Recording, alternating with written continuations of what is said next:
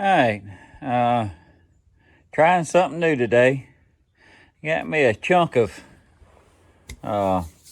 sweet gum that ended up having some cracks and bust in it. And I've turned quite a few bowls before that were cracked and busted and had holes, and then you turn it and you rough it out, and then you fill in the holes, and then you turn it some more. It takes such a long process, and plus if the crack goes too deep, you lose half of it hitting the ceiling. So a lot of the wood I got, you see some down here. I got wood over here stacked up there, up here. I got a little bit of wood everywhere. Most of it is well over a couple years old, and it just ain't had time to do nothing with. So I went and rounded out a bunch of it and dried it out. And I've taken some of it and I've made me a mold and put some deep pour epoxy in it and let it set up, seeing if that'll fill in all them cracks, and we're gonna make it from there. This one here is probably about a little over 11 and a half inch bowl. And the whole thing, the bowl's probably gonna be about 6.5 inches. Let's pick it up here. I just cut out me a piece of plywood there on the bottom, glue it down, wrap it, and then fill it with acrylic. So we're gonna stick it on here and see what happens. I got my first old wooden lathe I started out with that was given to me and had some work done to it over the years, keep it going. But I got a brand new belt. We're gonna try her out and see if I can't get it roughed down, see how it turns out.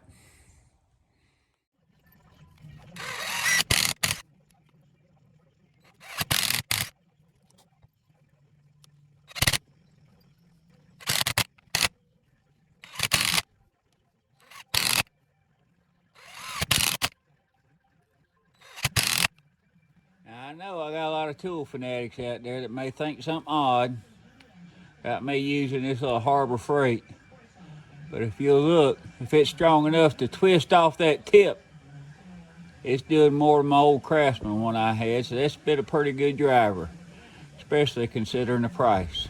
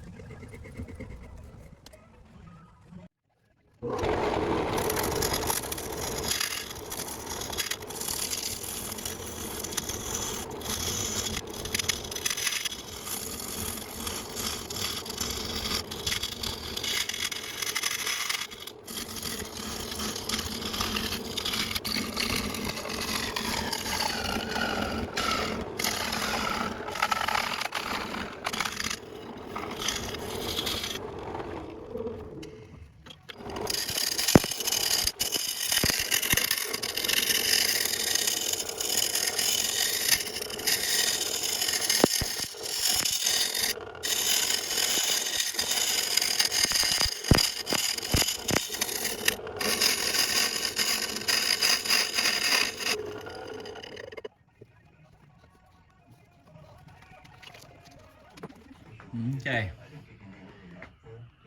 got a lot of chip out there. All this stuff here, kind of like bits of plastic or glass hitting you, so that's why I'm wearing the gloves, and it goes everywhere. I'm gonna keep working it on off and see if we can get some of that chip out and work it down.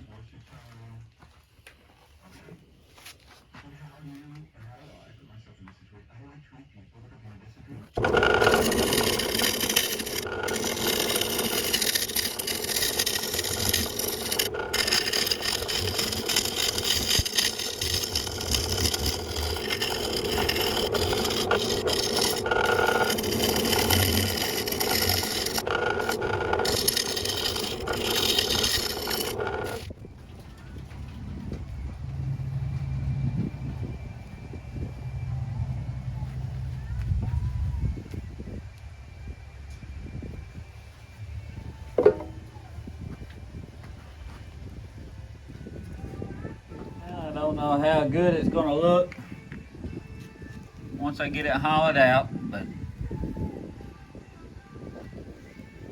we will see. See if that's just a waste of time or if that's gonna do something good. But either way, that's gonna be a pretty bowl no matter what happens. Alright, I'm gonna cut out the tenon so we can move it over on the other lathe into the chuck.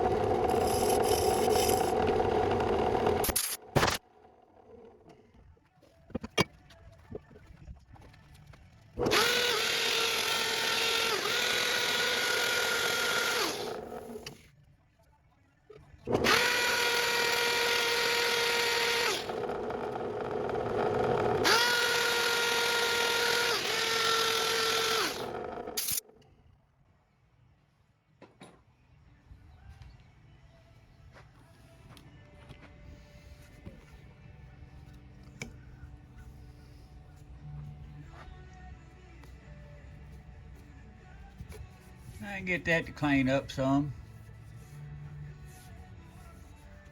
but it got it hard enough to where I can turn it without no problem.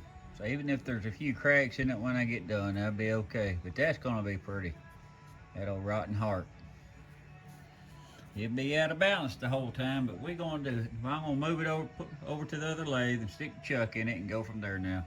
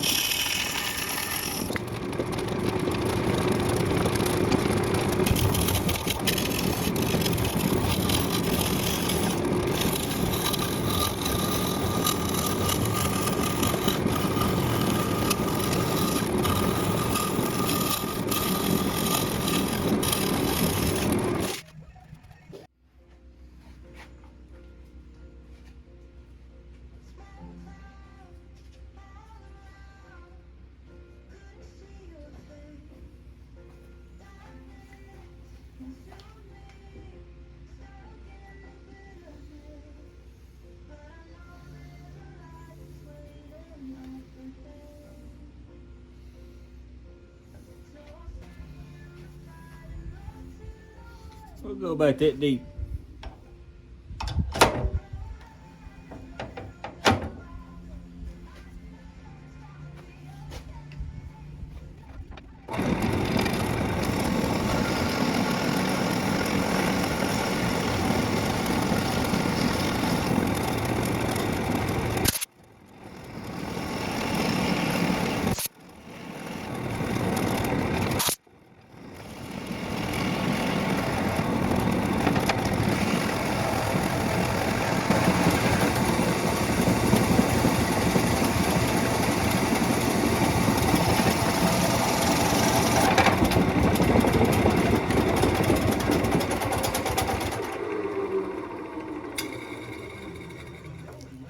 Well, that didn't work out too good.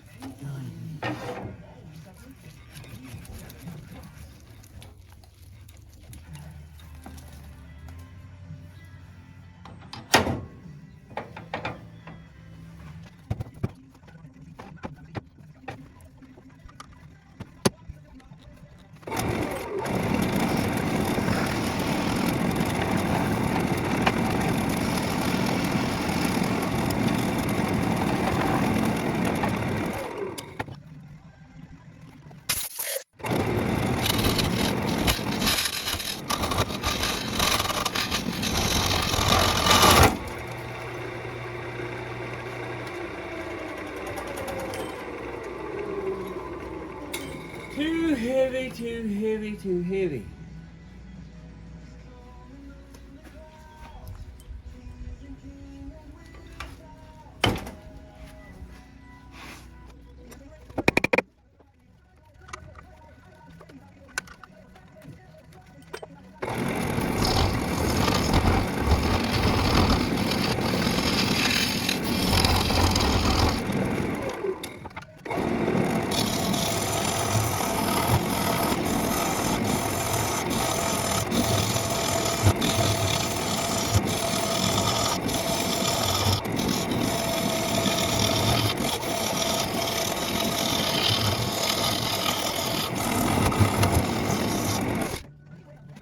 Yep, pretty good.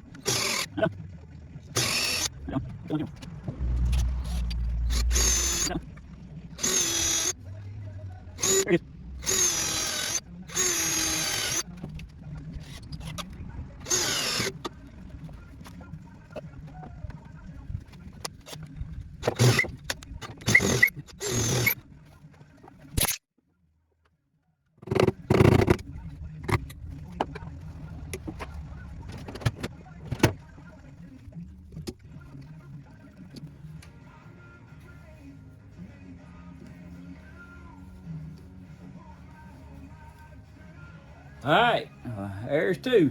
Now we can go back to work.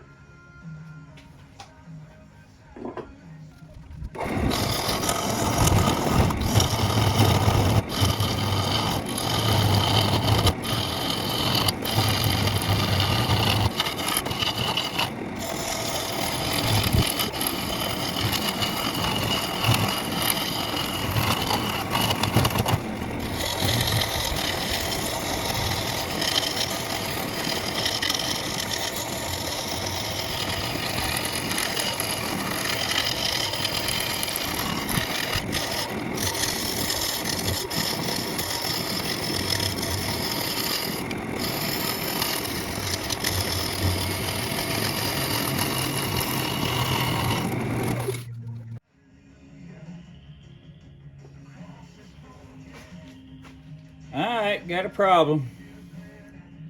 I wasn't recording at the time, but that goes right there. I was in there in the corner and I caught a gouge and it broke the corner off. It's a first for me. Let's see if this other one fits in here. I don't think it will.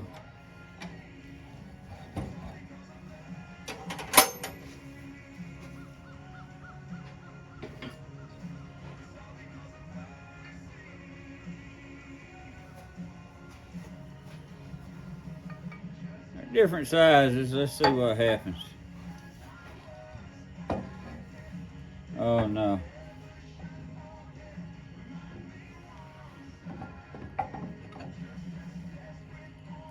That ain't gonna work. Well, I guess I'll just have to order me another one. I'm shut down for now. Alright, I got my new tool rest in, and if you'll notice, I have all that sanded right here. It was advertised as being 25 millimeter, which is what I needed for this Harbor Freight machine, but it came out to be 25.4 millimeter, which is 1 inch. So I had to take this over to the sander and sand it down to work it down. So be cautious of that if you have to buy one for these machines, that you get the right size. And even though I was shopping for the right size, they still sent me the wrong size, and I had to do what I got to do. But we're gonna make it work. it fits in there pretty good now. I thought about drilling out the hole, but if I drilled out the hole, then this wouldn't fit in there like it should. So I just worked it down on the sander, and that's close enough. Now I got the bowl back in here, and I have been trying to chew it up. My chuck had a lot of poly on it from using it to coat some other stuff. So I cleaned it all up, and now it's grabbing truer for this back face than it was when I was initially turning it, but it throws this front face off that I've cleaned up. And I've turned it several different directions, and it's still running true. So if you see it wobble, I'm just going to have to clean up this outside again. That's fine. I got plenty of meat to do that. But before I do that, I want to go ahead and finish gutting out the inside here. And once we get it gutted out, then I'll true everything up and get it sanded down.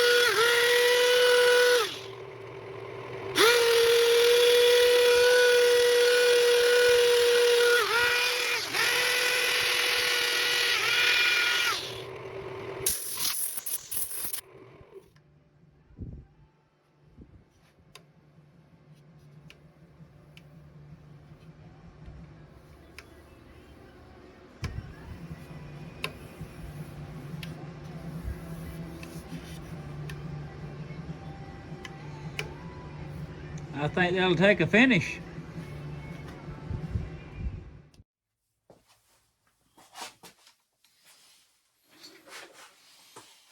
Alrighty, I got my bowl here, my finishing room on my brand new jig I got going here. It's gonna make it a lot easier to finish. I even have me a motor coming soon. I can put it on a little low RPM motor. That way we can make it just barely trickle along. Then I wouldn't have to spend so much time turning them on my own, and they'd still stay out all the weather. So I'm going to use some lacquer. This is just a clear brush-on lacquer by Minwax. I've used this before on a few smaller projects, and it worked good. In fact, it takes about a couple hours, and you can put a recoat on and don't even have to sand it. But if you want to sand it, you can. I've done that because I had some little sand pecks in it, or little runs, or whatever. So, and you're supposed to use an all-natural brush. I don't have any all-natural brushes. I just use my little cheapos I get there at Harbor Freight for 99 cents a brush. Then that way I can throw it away. I can't clean a brush for 99 cents a brush. It just, the chemicals don't pay for that, much less the quality of them.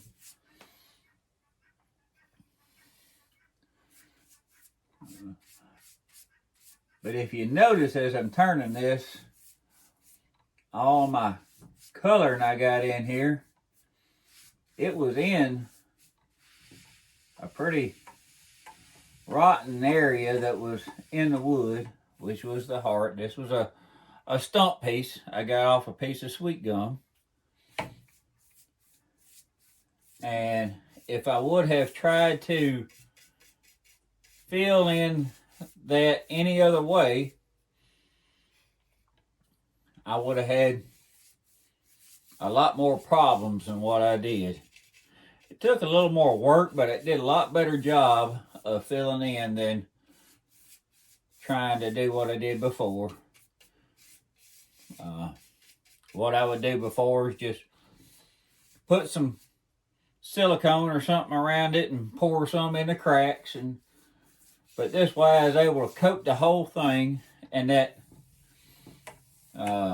thick coat, or that deep epoxy, which is the 4-inch deep stuff, is what I use for this. It takes so long to cure that it's so thin that it penetrates even all that rotten wood.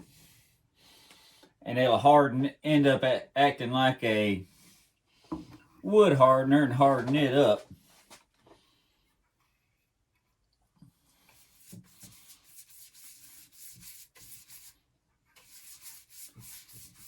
But this stuff just brings out that grain and that sweet gum. I used to think that sweet gum wasn't worth nothing. But the only thing it was worth is burning in the fire, except for it took too long to dry out. And once it dried out, it rotted too quick. And it was hard as the dickens to split. But when it sits out and that tree dies standing up, or you get a real tall stump that's dead, it just makes all the difference in the wood. It starts spotting like this, and it gets coated, and it's just gets all that grain and lines and black and sometimes red and orange coloring in it, and then you add a little bit of acrylic to it, and oh, it's just so awesome then in colors. And all it takes is a good finish.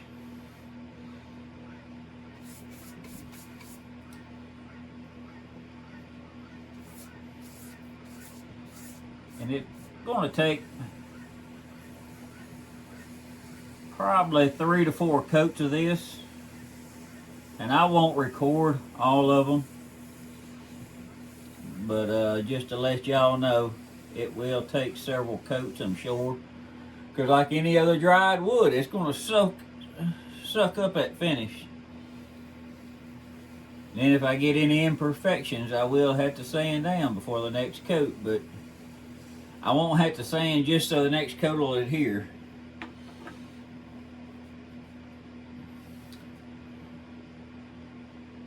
You can really see the blue there. In fact, when I had it out in the sunshine, you could see through the hole, and you still may be able to see that clear in there because I did it pretty light. All right, we're gonna let that dry a couple hours, and I'll come back and put a few more coats on it, and whenever I get it completely done, we'll see what she looks like.